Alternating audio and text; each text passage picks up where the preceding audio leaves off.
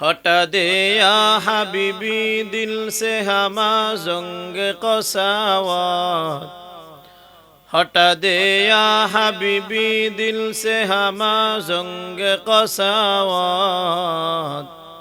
ए दिलों में दे तेरे इश्क़ मुहब्बत की हलावत। मैं ढूंढ रहा कहाँ है हम दरबार इलाही, मोहब्बत में तेरा दम बेदम रखना है मौला। मोहब्बत में तेरा दम बेदम रखना है मौला। तेरे नाम में जीना है, तेरे नाम में मरना। हमें तो दुस्त बना ले, हमें तो मस्ती बना दे, हमें तो प्यार बना ले, हमें तो यार बना दे। तू खुदावंद यमीनी, तू खुदावंद शिमाले, तू खुदावंद अरादी, तू खुदावंद सबावे। तू खुदा मालिक फिरदौस, खुदा खालिक तू नार। तू नफरमानू के रहमान, तू गुनाहगारू के गफ्फार। तू नफरमानू के रहमान, तू गुनाहगारू के गफ्फार।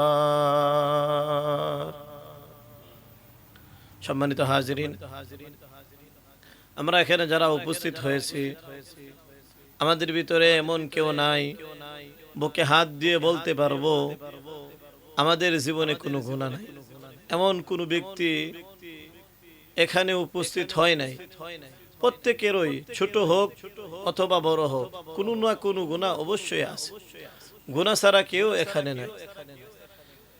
আল্লাহর রাসূল সাল্লাল্লাহু আলাইহি ওয়াসাল্লাম হাদিসের ভিতরে বলেন, قال رسول الله صلى الله عليه وسلم كل بني آدم خطاء خير من خطائين التوابون। আল্লাহর নবী বলেন, প্রত্যেক বনি আদম সন্তানই গুনাহগার, তবে তাদের ভিতরে উত্তম গুনাহগার হইল ওই ব্যক্তি যে গুনাহ হওয়ার সাথে সাথে আল্লাহর কাছে তওবা করে। হে মুসলমান, আল্লাহর গোলাম, তাহলে আল্লাহর রাসূলের হাদিস দ্বারা বোঝা গেল গুনাহ হওয়ার সাথে সাথে আল্লাহর কাছে তওবা করতে হবে। অন্য হাদিসের ভিতরে আসছে, আল্লাহর রাসূল সাল্লাল্লাহু আলাইহি ওয়াসাল্লাম ইরশাদ করেন, যেই ব্যক্তি গুনাহ থেকে তওবা করলো তার কেমন যেন গুনাহ নাই। হাদিসের ভিতরে আসছে, قال رسول الله صلى الله عليه وسلم التائب من الذنب كمن لا ذنب له।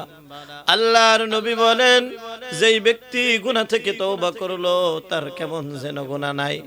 হ্যাঁ মুসলমান, যেই ব্যক্তি গুনাহ থেকে তওবা করবে আল্লাহ রাব্বুল আলামিন তাকে নবজাতক শিশুর মতো নিষ্পাপ বানাইয়া দিবে। হ্যাঁ মুসলমান, আল্লাহর গোলাম, ছোট্ট একটি উদাহরণ দিলে আপনারা ভালো করে বুঝবেন। বর্তমান জমানায় আমরা প্রত্যেকেই অ্যান্ড্রয়েড ফোন ব্যবহার করি, টাচ মোবাইল ব্যবহার করি।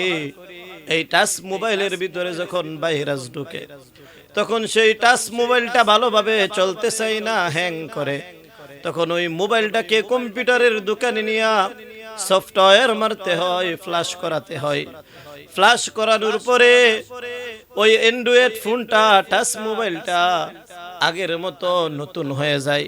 ঠিক তদ্রূপ কোন মুসলমান যদি, কোন মুমিন বান্দা যদি দিল থেকে খাঁটি দিলে আল্লাহর কাছে তওবা করে, আল্লাহ রাব্বুল আলামিন তার অতীতের সমস্ত গুনাহকে মাফ করে দিয়ে তাকে নবজাতক শিশুর মতো নিষ্পাপ বানাইয়া দেয়। এ মুসলমান, এটা আমার বানানো কথা না। আল্লাহর রাসূল সাল্লাল্লাহু আলাইহি ওয়াসাল্লাম হাদিসের ভিতরে বলছে, আত্তাইবু মিনাজ যামবি কামাল্লা যামবালা। যেই ব্যক্তি গুনাহ থেকে তওবা করলো তার কেমন যেন গুনাহ নাই, আর যেই ব্যক্তির গুনাহ নাই তাকে বলা হয় নিষ্পাপ। এজন্য আমাদের প্রত্যেককে আল্লাহ রাব্বুল আলামিনের দরবারে খাঁটি দিলে তওবা করতে হবে। হে মুসলমান, আল্লাহর গোলাম, খাঁটি তওবা কিভাবে করব? আল্লাহ রাব্বুল আলামিন নিজেই তা শিখাইয়া দিতেছে। আল্লাহ রাব্বুল আলামিন সূরা তাহরিমের ৮ নং আয়াতের ভিতরে দুনিয়ার মানুষদেরকে ডাক দিয়া বলেন, ইয়া আইয়ুহাল্লাযীনা আমানু, হে ঈমানদারেরা, হে ঈমানদারগণ। আল্লাহ বড় মুহাব্বত করে ডাক দিছে। আল্লাহ কিন্তু বলে নাই আমি আর আপনি এত গুনাহ করার পরে আল্লাহ কিন্তু আমাদেরকে বলে নাই হে নাফরমানেরা। দুনিয়ার নেম হলো, দুনিয়াতে কেউ যদি চুরি করে মানুষ তাকে চোর বলে ডাকে, যদি কেউ সুদ খায় তাকে মানুষ সুদখোর বলে ডাকে, যদি কেউ ঘুষ খায় তাকে মানুষ ঘুষখোর বলে ডাকে, কেউ যদি চুরি করে তাকে চোর বলে ডাকে, কেউ যদি ডাকাতি করে তাকে ডাকাত বলে ডাকে, কেউ যদি নেশা করে তাকে নেশাখোর বলে ডাকে। কিন্তু আমি আর আপনি এত এত গুনাহ করার পরেও আল্লাহ কিন্তু বলে নাই হে নাফরমানেরা, বরং আল্লাহ রাব্বুল আলামিন বড় মুহাব্বত করে আমাদেরকে ডাক দিয়া বলে, ইয়া আইয়ুহাল্লাযীনা আমানু, হে আমার ঈমানদার বান্দা বান্দিরা, হে আমার আদরের বান্দা বান্দিরা, তুবু ইলাল্লাহ, তোমরা আমার কাছে তওবা করো। কেমন তওবা করতে হবে আল্লাহ রাব্বুল আলামিন তাও আমাদেরকে শিখাইয়া দিতেছে। তাওবাতান নাসুহা, আল্লাহ রাব্বুল আলামিন আমাদেরকে বলতেছে তোমরা আমার কাছে তাওবায়ে নাসুহা করো। হে মুসলমান, আল্লাহর গোলাম, তাফসীরের ভিতরে আসছে তাওবায়ে নাসুহা বলা হয় এমন তাওবাকে, তাওবাতান মাকবুলাতান লা তুরাদ্দু ইনদাল্লাহ, যেই তওবা করলে আল্লাহ রাব্বুল আলামিন ফেরত দিতে পারে না, যেই তওবা করলে আল্লাহ রাব্বুল আলামিন ফেরত দিতে লজ্জাবোধ করে, সেই তাওবাকে বলা হয় তাওবায়ে নাসুহা।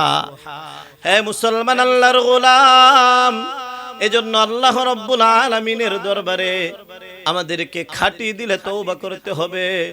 খাঁটি তওবা করলে আল্লাহ রাব্বুল আলামিন আমাদের গুনাহ যদি আসমান পর্যন্ত পৌঁছে যায় তারপরেও আল্লাহ রাব্বুল আলামিন মাফ করে দিবে। হে মুসলমান, আল্লাহর গোলাম, এটা আমার কোনো বানানো কথা না।